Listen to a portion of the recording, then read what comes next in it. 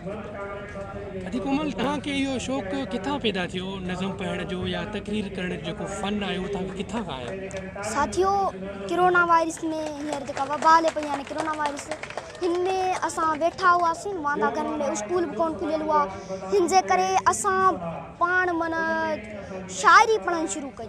असांखे हमल फ़कीर लिगारी जो रिसालो हथ आयो, हुन मां असां पहिरियों हमल फ़कीर लिगारी जो नसीहतनामो पढ़ियो। उहो असां मीडिया ते रखियो त उहो तमामु असांजो वायरल वियो। हिन जे करे असांखे तमामु घणो शौक़ु जाॻियो ऐं तमामु घणी दिलचस्पी पैदा थी शाइरी पढ़ण में। अच्छा, तव्हांखे अञा इहो शाइरी पढ़ण पाण जा ई शौक़ु माना पंहिंजो ई शौक़ु पैदा थियो या बाबा साईं तव्हांखे सेखारींदो हुयो सिंधी पढ़ण जे हिसाब सां? जी जी, असांखे पंहिंजो शौक़ु पैदा थियो या असां को उचार वग़ैरह ग़लति पढ़ंदा आहियूं न त असांखे पंहिंजो बाबू ॿुधाईंदो आहे, ईअं ई असां पढ़ंदा आहियूं। हाणे तव्हां कहिड़े क्लास में पढ़ंदा आहियो? ऐं 6वीं क्लास में हींअर पढ़ां पिया। अच्छा, ऐं तव्हांजो माना मक़सदु छा आहे? वॾा थी पढ़ी करे छा थींदा? असांजे ॻोठ खे का सहूलियत न आहे, को स्कूल न आहे, रोड न आहे, अस्पताल बि उते न आहे, का सहूलियत न आहे। अलाए पढ़ी सघूं अलाए न, पर कोशिशि आहे, असांजी तमामु घणी कोशिशि आहे त असां पढ़ी सघूं ऐं असांजो इहो आहे त असां डॉक्टर माना पढ़ी करे तव्हां पंहिंजे ॻोठ वारनि जी माण्हुनि जी ख़िदमत कंदासीं। सही सही। ऐं तव्हांखे सिंध जे शाइरनि मां कहिड़ो शाइर वधीक पसंदि आहे? असांखे लतीफ़ सरकार, हमल फ़कीर लिगारी, शेख अयाज़, अली आकाश, काफ़ी सारा शाइर आहिनि। सभिनि मां असांखे तमामु उहे सभु शाइर तमामु घणा वणंदा आहिनि। ऐं विच में तव्हांजो असां वीडियोज़ ॾिठासीं सोशल मीडिया ते, तव्हांजे ॻोठ खे जेका रोड ॾियो जे हवाले सां एतिजाज बि थिया हुआ। तव्हां इहो थोरो हिन मसइले जे बारे में ॿुधाइजो, रोड छो नथा ठाराइनि ऐं केतिरे अरसे खां रोड न ई ठहियो?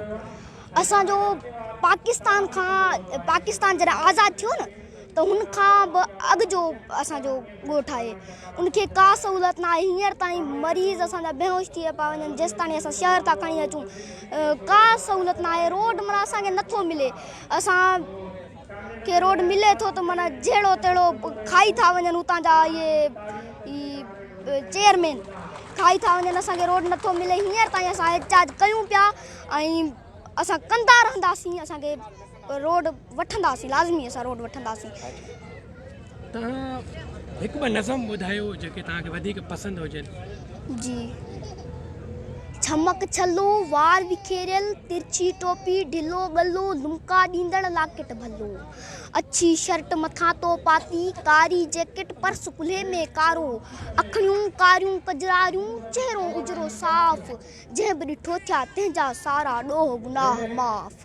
चप बि कोरियल नींढ चुमीअ जी, कारी पैंट अछो बेल्ट, हील ते सैंडल कारो, तन में पदमन जहिड़ा पेर, जीअं खणे थी वाह वणे थी, उसखां ओधर हथ में जलियल, सिर ते खुलियल कारी छटी, खटे मिठे संदई जिस्म मां उथी पई खुशबू, रोड वॾे जे फुट पेरीअ तां केॾी बेपरवाह वञे थी, तुंहिंजी हस्ती मैसर मस्ती, शहर कराची भरियल बस्ती, ओ शहज़ादी ओ शहज़ादी ओ शहज़ादी, तो आ माणी जित आज़ादी, तंहिंसां तूं भरपूर लॻी थी, सच सरापा नूर लॻी थी, तो त कॾहिं न सोचो हूंदो देश उहो ई आहे जंहिंमें नूर किथे तो जहिड़ी का सुंदर नारी ढोरनि जीअं गुज़ारे थी, गाह करे थी धणवारे थी वरपारे थी, घरदारी में ॻही वञे थी, सारा ॾुखड़ा सही वञे थी, सभ खे खाराए आख़िर में पाण बि मानी भौर चुके थी, घर सुम्हारे पोइ सुम्हे थी, ॿार उथनि था हूअ उथे थी, कॾहिं न पूरी निंड करे थी, रोज़ विलोड़ा साॻिया चाॾीअ मंझि विझे थी, सुठो थियो जो उते न वरितई जनम अभागो, जिते सजन खां आहे साॻी, जूझू माटी लसी पंहिंजी घाटी, जूझू माटी लसी पंहिंजी घाटी, जूझू माटी लसी पंहिंजी घाटी। इहो कहिड़े शाइर जो शेर हो? ही अली आकाश शाइर आहिनि, मुंहिंजो शाइर आहे। हिकिड़ो अधी कोमल नंढड़ो सुवाल मुंहिंजो त तव्हांजी जेके शाइरी पढ़ण जेको अंदाज़ आहे उहो ॾाढो पसंदि कयो आहे सॼी सिंध में, पोइ तव्हांखे उहा मोट मिलंदी आहे त तव्हांखे कीअं महसूसु थींदो आहे?